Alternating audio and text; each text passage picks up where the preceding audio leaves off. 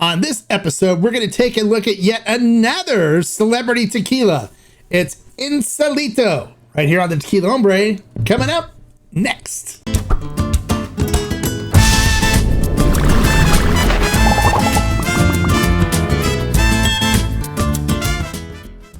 Hello and welcome to this episode of the Tequila Hombre, where today we're going to be taking a look at another celebrity tequila brand. It is Insolito. So, I'm sure you're probably wondering, well, Hombre, who owns this brand? What celebrity owns the brand? It's actually a country western group called Midland. They're actually pretty successful. They have some good songs. I think the one I really like is called Drinking Problem. So they're really good at producing country music, but let's find out a little bit on how good they are at producing tequila. So let's not waste any more time. Let's get into how this tequila is made. All right, so Insolito comes out of NOM 1558, which is the name of the distillery is Premium de Jalisco. It is actually like the highest tequila distillery in the world. They go way up top. And if you're wondering, where have I heard about this distillery before? It's the same distillery that produces Dos Armadillos, which I've reviewed previously before, as well as Tierra Noble. So I've tried a lot of tequilas from this particular distillery, but none of them have really impressed me a whole lot. Tierra Noble is great if you're a whiskey drinker and want something that's along the lines of whiskey. Try their añejo. For me, it's a little over oaked, but I haven't been super impressed by much that's come out of that distillery. It's not horrible, but it's not great. All right, so let's see where this one fits into the mix. So let's talk a little bit about the production on this. This is produced by the Herrera brothers. They use a low pressure autoclave for cooking the agave. After they cook the agave, they use a roller mill to extract sugars, and then they ferment in stainless steel tanks. After fermentation, they then twice distill using stainless steel pot stills. And then it is bottled at 40%, right? 40% alcohol by volume. Yes, 40% alcohol by volume for the Blanco, the Repo, and the Anejo. They have 3 expressions right now. So that is pretty much sums up how it's made. So it's made, I mean, the way it's made, it's made right. But let's see how they do things, and so, you know, how it tastes. That's the key, right? Because there's some tequilas that are made right, but still don't taste good. And it has to do with cuts in the distillation, or how good they are at fermenting and stuff like that can affect the flavor profile. All right, so let's not waste any more time. Let's see what this tequila is like. All right, so the first one we're going to look at the Blanco. Now, the Blanco is typically the heart and soul of a tequila brand, right? So if the Blanco isn't good, you can pretty much guess that the rest of the brand's going to be, you know, meh at best. So unless they, you know, they age it well, which with using oak barrels, you can disguise a lot of flaws in a tequila, but you can't disguise any flaws in a tequila with the Blanco. So we're going to take a look at the Blanco first and see what we got here. Now, just for those of you that want to see the bottle, some people have said that they want to see the bottle more. I will show you the bottle here. It is a dark blue bottle, darker blue, and it says Blanco on it. So that's the Blanco. All right, so looking at this in the glass, like we always do, this is the way we roll. Looking at it in the glass, it coats the glass. How does it coat the glass? Looks pretty good. Coats the glass beautifully. You can see the legs and the tears starting to break on it. So it's going to have a nice viscous mouthfeel, which is what you want. You can see those beautiful tears or legs. Now, it's a little joke that Sergio Vivanco told me. He says, if you're married, they're tears. If you're not married, you call them legs. All right, so it looks beautiful. And then looking at the tequila itself, it is crystal clear. It looks amazing. All right, so let's see what we get on the nose on this. Definitely picking up some of that sweet cinnamon and baking spices from the cooked agave. It definitely comes through. It's got more of a floral nose to it. Definitely on the floral side, kind of perfumey. But you are picking up that beautiful sweet cinnamon and baking spices, which is great. Picking up a little bit of citrus on there as well. But it smells nice. It smells really good. All right, so let's see what we get on the flavor profile. Now, remember, whenever you're tasting a tequila for the first time, or it's your first tequila of the day, you never want to do evaluations on the first sip. The first sip, you want to swish it around your mouth, get your gums and your tongue and stuff used to 40% alcohol, and then the second sip, you can start looking at things, all right? So we're going to...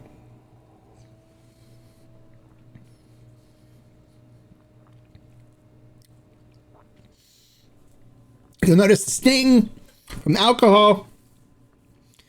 And then once the sting kind of subsides.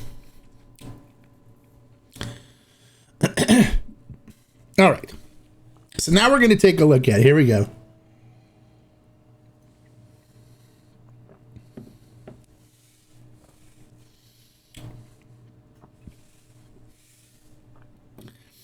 It's got a little heat to it. Definitely strong on the pepper side of it. I get sweet cinnamon and baking spices, followed by a peppery heat that follows that. A light salinity on the end of it, so I'm picking up some saltiness, some brininess on it. And it's got like a semi-sweet cinnamon note that's on the finish on it. It's good. It's not bad. It's okay. It's good. Nothing fantastic about it. But it's good. So if it's something you want to try, there's nothing offensive about this at all. It's kind of a middle of the road Blanco, a little heavier on the heat than I particularly care for. I do getting some burn from it. But other than that, it's good, and it's $49.99 on ferment and still. We do offer it on ferment and still, so you can get it there if you want to try it. But otherwise, it's a decent Blanco. So I give this one 3 agave. It's like right in the middle. It's an average Blanco. All right, so next we're going to take a look at the Reposado, and hopefully I still have a little bit of this heat in my chest. So if you're somebody that prefers your tequila to be, I hate using the word, but smooth, where you don't feel a burn going down your throat, this is not a good option for that Blanco. But, you can age some of that burn out using wood barrels. So we're going to see in the Reposado if this kind of calms it down a little bit. The Blanco's a little hot. So this is aged for no more than 10 months in American white oak barrels. They're brand new barrels. They're not previously used for bourbon or anything. So this is new oak. So no more than 10 months. So let's take a look at the Repo and see what the Repo has got for us. And just so you guys all know too, this is verified additive free by TMM, so by Tequila Matchmaker, which I mean doesn't really mean much other than that they paid some money to have them look at the books to see if they use additives or not, but that's all that really means. So looking at this in the glass, it coats the glass beautifully. You can see the legs and tears forming from it. It looks good. Looks a nice viscous mouthfeel to it. It's got a nice viscous mouthfeel. So looking at it in the glass, it's kind of a light straw color, which is nice. Now what I wonder if it's toasted or if it's charred. If it's makes more sense if it's toasted, how light the color is, because if it's charred, it'd be a little bit darker for no more than 10 months. All right, so let's see what we get on the nose on this. I am picking up light cinnamon on it. And then it's got a nice nuttiness to it, kind of almost like roasted chestnuts. And then vanilla and a light caramel on the nose. It smells good. All right, so let's see what we get on the flavor profile.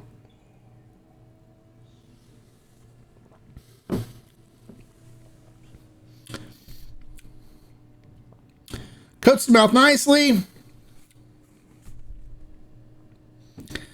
Not getting a whole lot on the flavor profile. It's very light for a Repo.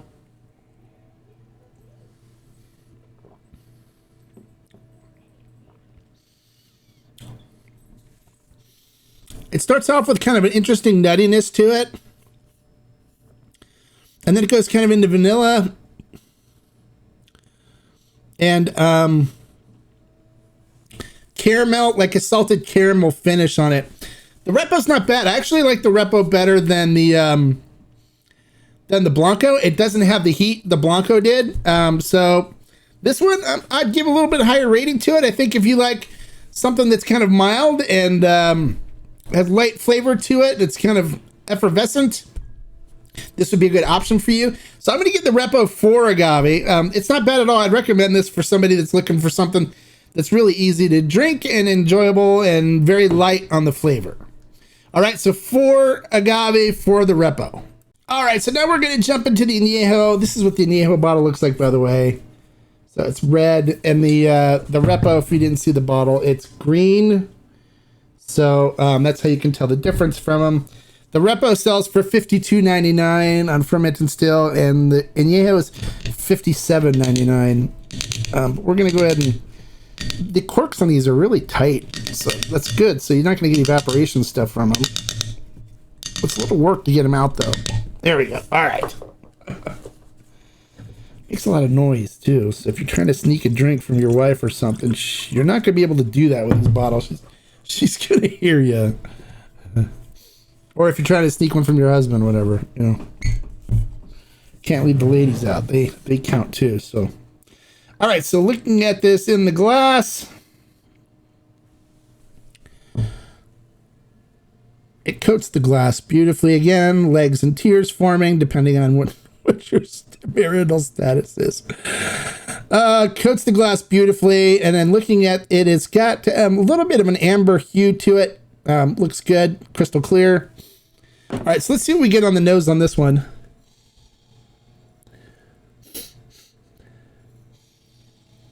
This one's kind of got a strong citrus note to it, like a blood orange. And then I'm picking up vanilla, caramel, and definitely I'm picking up more of the oak notes on this as well. This one smells really interesting. It smells good. All right, so let's see what we get on the flavor profile on this one.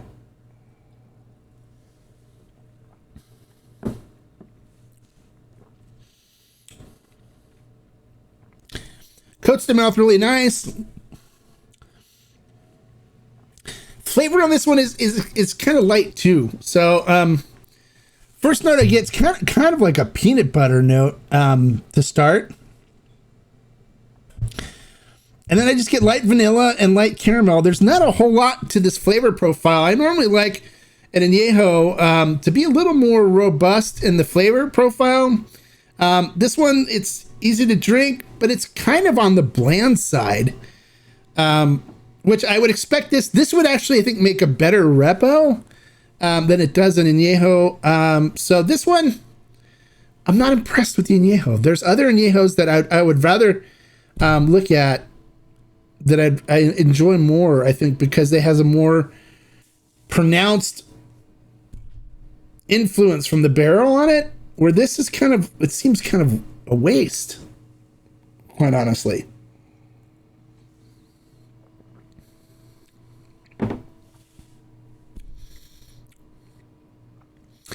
It's not horrible, but it's just meh. It's like nothing exciting about it. So if you want suggestions for other Añejos to try, comment below. I'll give you some suggestions of some ones that I find to be better than this. This is kind of just bad. So I'd give this one 3 agaves. So far, I think the Repo is probably the only one in here that I would say, okay, that would be a good one for Repo drinkers. I think Añejo drinkers would be kind of disappointed in this, in the fact that it's very light, almost bland on the flavor profile. It does have that salinity, that the brininess that's on the finishing notes on it, but there's not much there else to really sink your teeth into to enjoy. So yeah, this one's a 3 agave. So we're looking at 3 agave for the Blanco, 4 agave for the Repo, and 3 agave for the Añejo. Well, there you go. There's my review on the brand Insolito. If you agree with me, comment below, let me know. If you don't agree with me, comment below. Let me know. If you're new to the channel, well, welcome. Glad you found this episode. Make sure you click that subscribe button right there and the notification bell right next to it, so you get notified anytime we post up a new video. And all of you, please give a thumbs up if you like the information I shared with you and my opinion. And like I always say, life is too short to drink bad tequila, so keep following the channel, keep listening to my reviews, and you'll be in great shape. Salud.